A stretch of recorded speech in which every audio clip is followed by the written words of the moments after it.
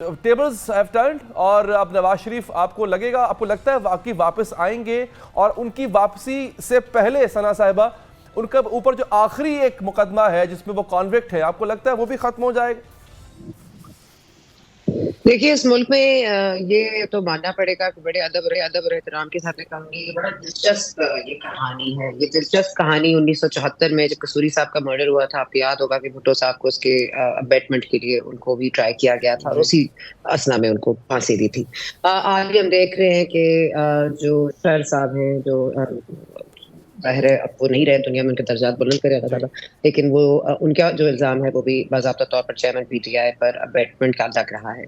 अब आप ये बता दीजिए, जो हिस्ट्री और तारीख में हम देखते हैं वही रिपीट होता है। हमने देखा कि नवाज शरीफ साहब के लिए इफेक्टिवली एक कैंपेन चली, चेयरमैन पीटीआई ने चलाई। उस वक्त उनको कहा गया जी इनके सहूलतकार, हमें तो इमरान खान से डर क्या है, और चेयरमैन पीटीआई हैं कौन, उनको तो बेसाखियों पर खड़े हैं, इनसे हमारा मुकाबला ही नहीं है, हमारा मुकाबला तो किसी और के साथ है।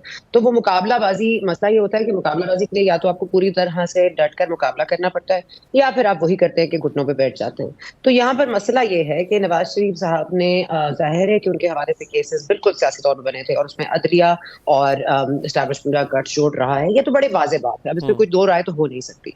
और उसके बाद ये जो एक तसलसल सा चलता आ रहा है कि जिसका इंदराज इस वक्त हुआ था जब आपने आउट ऑफ टर्न लोगों को प्रमोट किया और आपने जजेस को प्रमोट किया, आपने अपने मनपसंद जजेस को बेंचों का हिस्सा बनाया, हम ख्याल बेंचेस का मामला आया, उसके बाद आपने देखा जी गुड टू सी यू तक मामला पहुंच गए।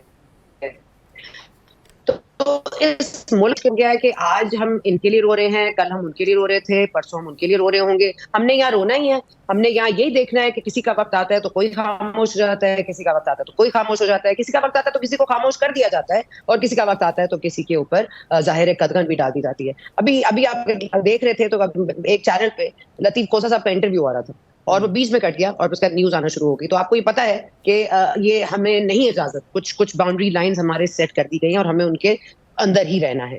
तो मैं सिर्फ ये जानना चाहती हूँ कि अगर हमने ये फैसला कर लिया है कि नवाज शरीफ साहब इनोसेंट है, तो वो जो इफेक्टिव कैंपेन का जो चर्चा लगाया पिछले 21 साल से, जो करप्ट चोर लुटेरे हुक्मरान, आप ये कैसे इरेज करेंगे लोगों के दिमागों से? नवाज शरीफ साहब लाख मैं कह दूं कि वो इनोसेंट हैं, उनकी अभी भी देखे ना, अगर वो कहें कि जी हमारी तो किधर से आए पैसे ये नहीं बता सकते, अकामा पे जरूर निकाला गया लेकिन आपने अभी तक जो मामलात हैं उनको आपने नहीं सॉर्ट किया, आपने नहीं दी है कि आपकी लाइन मनी ट्रेल क्या थी। मनी ट्रेल अभी भी एक सवालिया निशान है। तो क्या ये केस बनना भी चाहिए था या नहीं बनना चाहिए था? आज ये वाला जो अलॉटमेंट वाले केस में जो फैसला आया है वो खुद एक जाहिर है वाज़ेह तौर पर जवाब है और उनकी जीत है। और नवाज शरीफ साहब ने बड़ा सब्र किया है, उन्होंने बड़ी ट्रेजेडी देखी है। उनकी वाइफ का इंतकाल हुआ इस असना में, उनको जेल में रखा गया, मीडिया ने उनके ऊपर बहुत ही घटिया किस्म की कैंपेन की गई, कुछ एंकर पर्सन ने उनको बहुत नामुनासिब अल्फाज से नवाजा गया।